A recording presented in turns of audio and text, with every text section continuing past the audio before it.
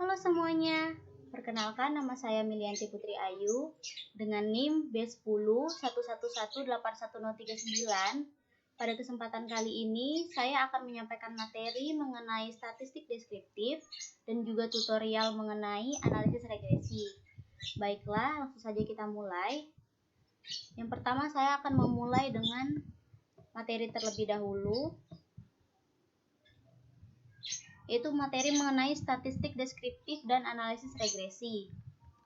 Yang pertama adalah statistik deskriptif, distribusi frekuensi.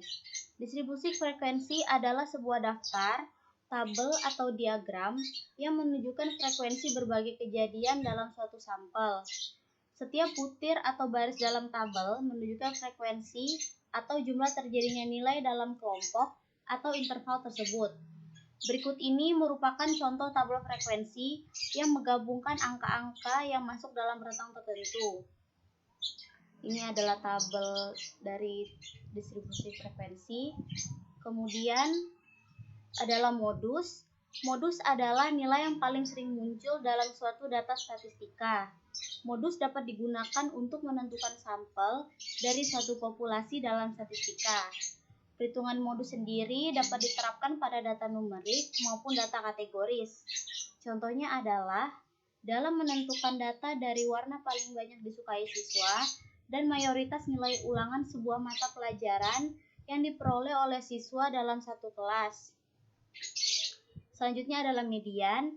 Median adalah salah satu ukuran pemusatan data, yaitu jika segugus data diurutkan dari yang terkecil sampai yang terbesar atau yang terbesar sampai yang terkecil, maka nilai pengamatan yang tepat di tengah-tengah bila jumlah datanya ganjil, atau rata-rata kedua pengamatan yang di tengah bila banyaknya pengamatan genap.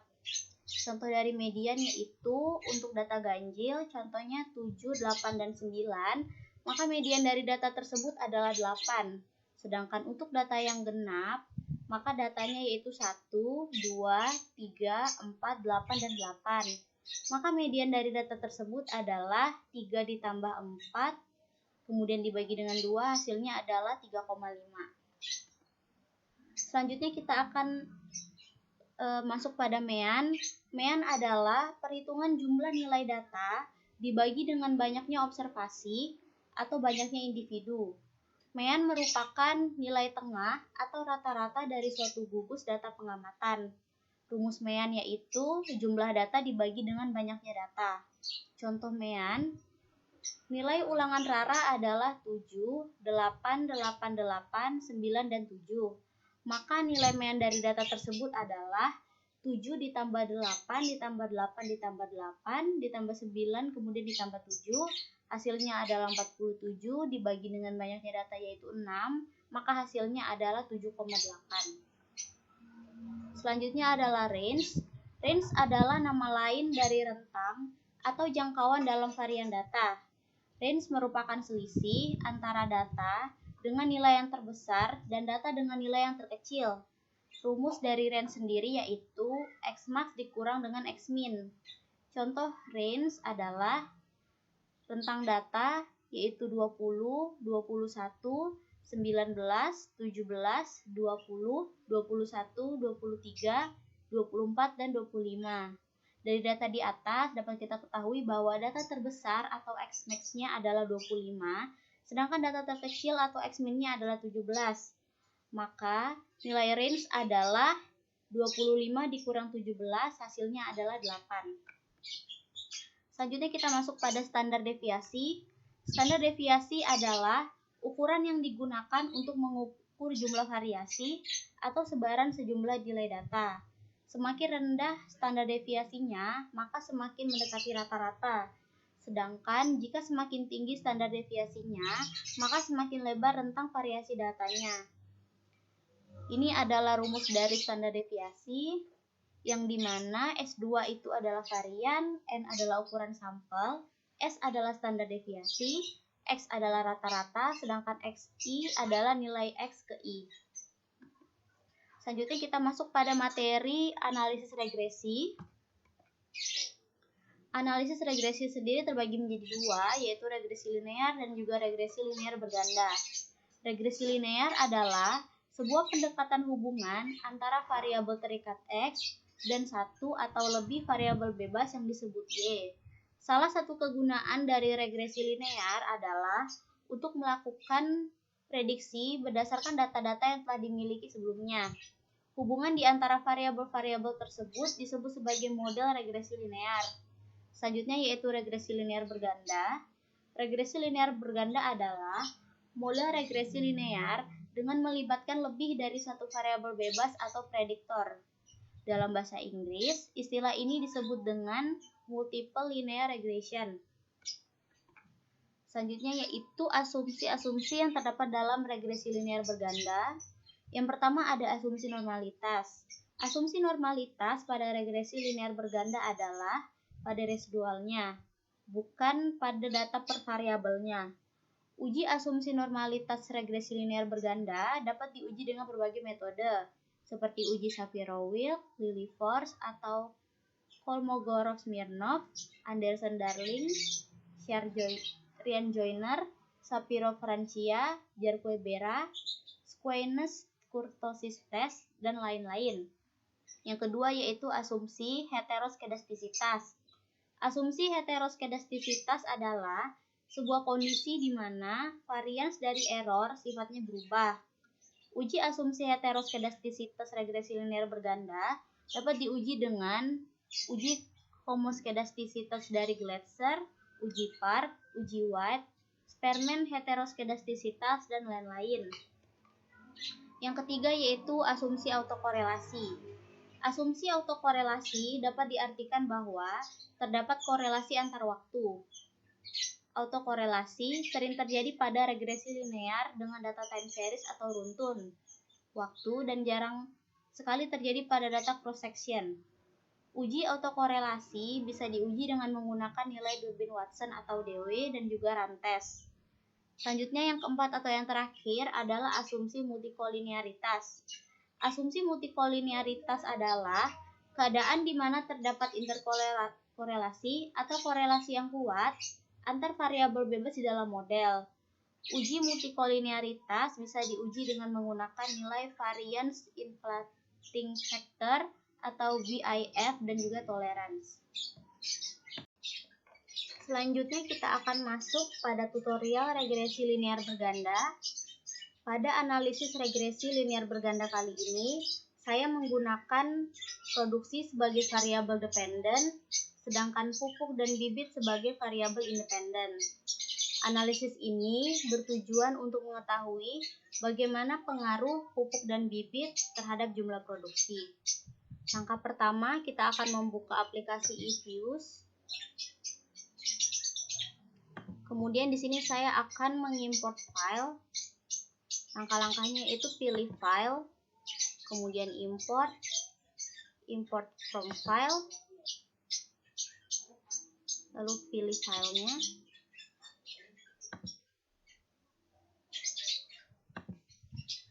lalu open.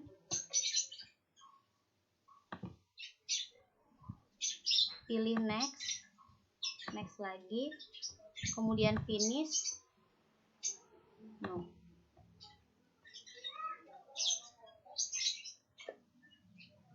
Analisis linear berganda dimulai dengan memilih menu quick, kemudian pilih estimate equation. Nah, pada jendela estimate equation ini diisi dengan produksi sebagai variabel dependen, kemudian C sendiri digunakan sebagai pemisah antara variabel dependen dan variabel independen, kemudian bibit dan pupuk. Tekan OK. Setelah itu akan muncul jendela equation-nya. Di sini saya akan memilih freeze untuk menduplikasi tampilan supaya output tidak hilang. Kemudian kita geser. Selanjutnya kita akan melakukan uji asumsi pada regresi linear berganda. Asumsi yang pertama yaitu asumsi normalitas.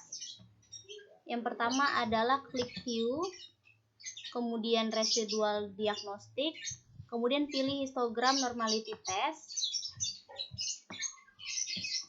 Dapat diketahui bahwa nilai probabilitasnya adalah 0,541917. Karena tingkat kesalahan yang kita terapkan adalah 5%, maka dapat disimpulkan bahwa nilai probabilitasnya lebih besar daripada tingkat kesalahan.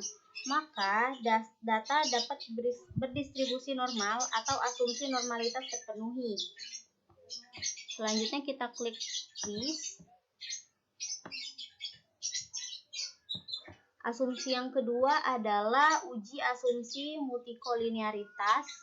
Dimulai dengan pilih view, kemudian pilih koefisien diagnostik, kemudian pilih variance inflation factor.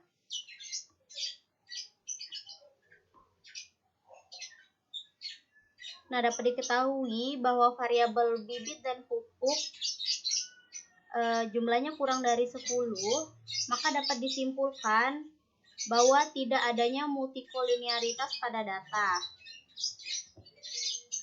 Pilih freeze.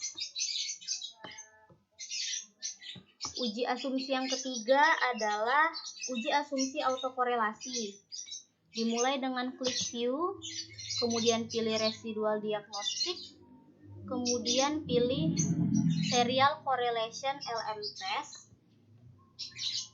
Untuk last to include-nya kita isi dengan angka 2, lalu klik OK. Nah, ini adalah equation untuk uji asumsi autokorelasi. Di sini dapat kita lihat bahwa nilai probabilitasnya sama dengan 0,7435, yang berarti itu adalah lebih besar daripada tingkat kesalahan yang kita tetapkan sebelumnya, yaitu 5%, maka dapat disimpulkan bahwa tidak terjadi autokorelasi. Kemudian kita akan pilih freeze. Uji asumsi yang terakhir yaitu uji asumsi heteroskedastisitas. Dimulai dengan klik view, kemudian pilih residual diagnostik, lalu pilih yang heteroskedasticity test. Nah, untuk tipe tesnya sendiri kita akan menggunakan Glatzer. Lalu pilih OK. Dari hasil output ini diketahui bahwa nilai probabilitas chi-square-nya yaitu sebesar 0,0699, yang berarti nilai probabilitas tersebut adalah lebih dari tingkat kesalahan yang kita tetapkan sebelumnya yaitu 5%. Maka dapat disimpulkan bahwa tidak terjadinya heteroskedastisitas. Lalu kita pilih freeze.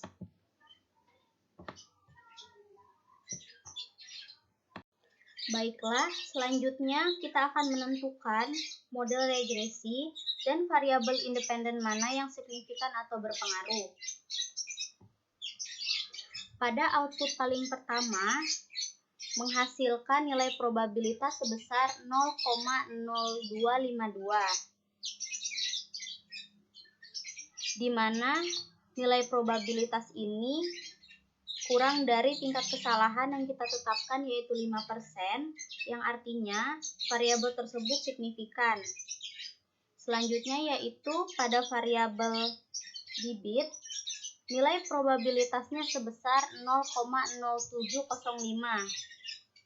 di mana lebih besar daripada tingkat kesalahan yang kita tetapkan sebesar 5%, yang artinya variabel bibit tidak signifikan terhadap variabel dependen. Sedangkan pada variabel pupuk, nilai probabilitasnya itu sebesar 0,1807, di mana lebih besar daripada tingkat kesalahan yang kita tetapkan yaitu sebesar 5%, yang artinya variabel pupuk tidak signifikan. Selanjutnya kita akan masuk kepada uji T atau uji signifikansi parameter. Model yang terbentuk adalah 0,556015 X1 ditambah dengan E. Nilai ini didapat dari nilai koefisien pada variabel bibit, yaitu 0,556015. Selanjutnya kita masuk pada uji F yang didapat pada probabilitas pada baris X statistik, yaitu sebesar 1,699788, di mana lebih besar daripada tingkat kesalahan yaitu sebesar 5%, maka dapat kita simpulkan bahwa model yang terbentuk cocok.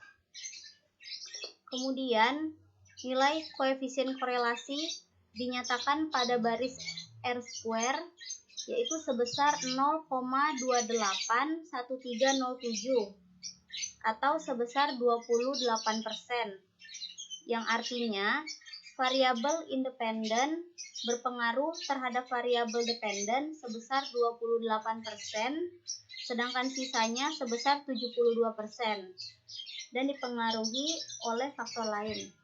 Baiklah, sekian video yang dapat saya sampaikan mengenai statistik deskriptif dan juga analisis regresi.